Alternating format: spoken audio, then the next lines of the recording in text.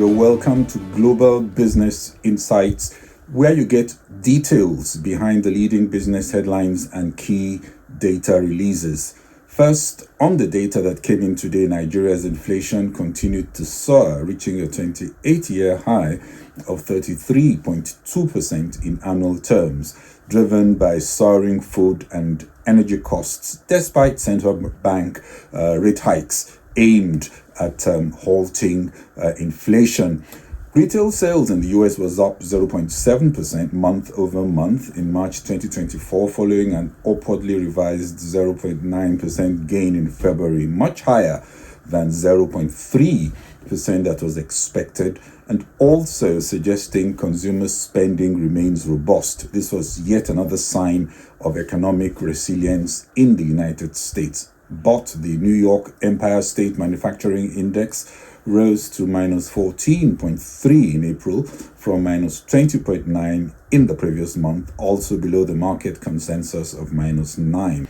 The reading suggested business activity declined for a fifth consecutive month in New York State, as it showed both new orders and shipments falling significantly and unfilled orders continuing to shrink.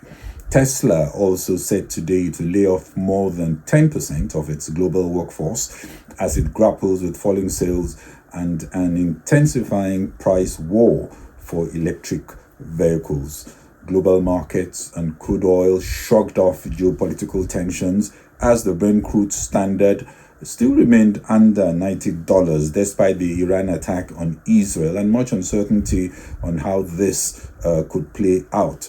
Markets had taken the view that Israel is unlikely to take actions that could escalate tensions, as the G7, United Nations, the US, and other allies strongly urged for calm. Senior analyst Lukman Otunuga in this episode comments on the outlook for markets as equities earlier in the day was set to open in positive territory.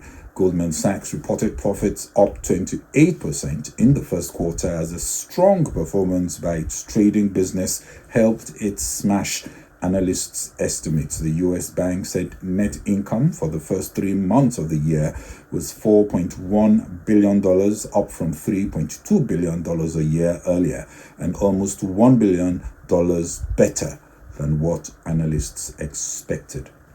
European stocks were higher in morning trading as traders shrugged off the risk of a widening conflict in the Middle East. In the US, the biggest question for investors today was how the tension will affect stocks and the Federal Reserve.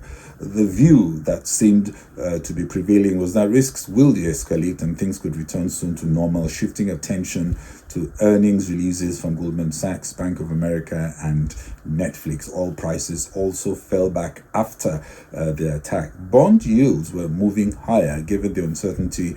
A flight to safety encouraged buying treasuries, which are a classic haven. Senior market analyst Lukman Otunuga has more on markets and the geopolitics. Some semblance of stability returned to global financial markets on Monday as traders speculated that diplomatic efforts may cool tensions between Iran and Israel. Over the weekend, Iran launched an unprecedented missile strike on Israel, which sparked a wave of risk aversion across the board. Cryptocurrencies, which were open during the weekend, took an instant beating, while Asian stocks fell early this morning due to the risk-off mood. Despite the sense of calm that has seemed to return back to global markets, a tense atmosphere lingers with investors across the world on tenterhooks, asking, where do we go from here? Well, this was meant to be another week jam-packed with key economic data from across the world and of course the start of US earnings season. It looks like geopolitics are likely to take center stage moving forward. Looking at the currency markets, some volatility could be on the cards, especially with dollar, which is seen as a prime destination of safety in times of uncertainty. Expect the dollar to be moved by the shifting market risk sentiment and Fed rate cut expectations, especially after markets now pricing in less action by the central bank.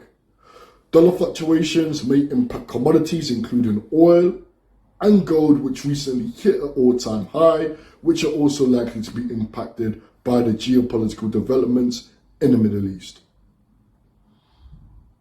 Looking at equities, US markets remain fragile and are likely to be weighed by the ongoing uncertainty despite earnings from big US banks in focus.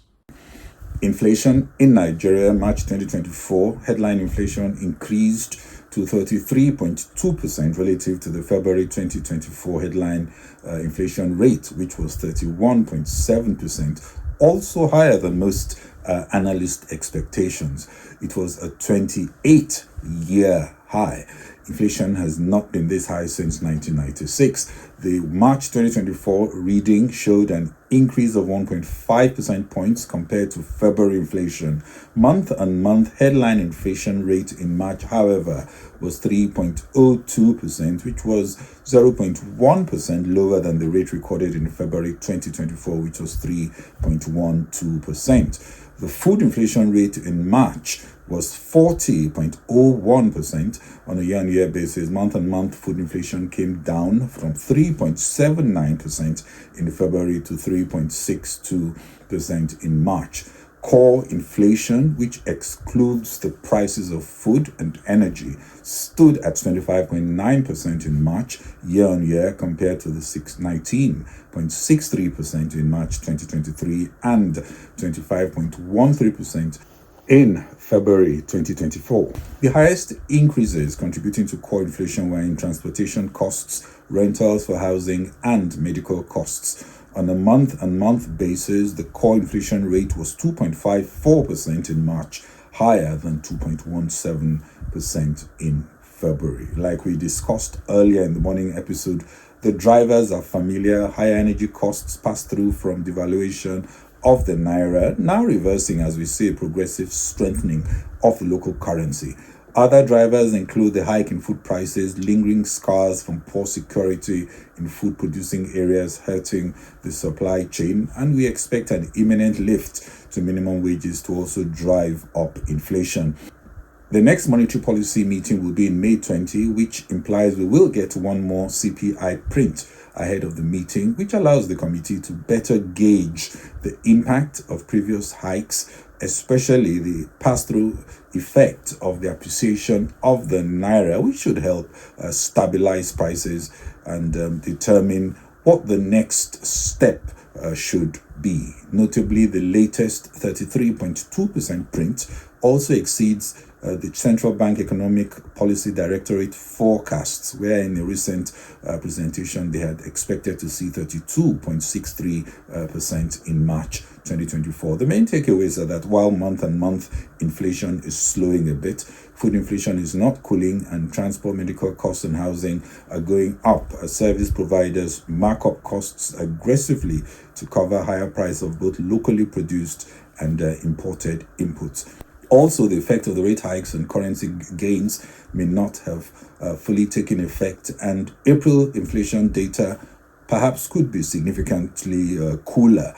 But the reading also took place before a significant increase in electricity prices for some urban consumers, and when you add possibility of minimum wage increases, there are still upward pressures on inflation, not to talk of the geopolitics that could send energy prices somewhat higher than we see this month. Inflation, however, is still expected to begin to trend downwards in the second half of the year.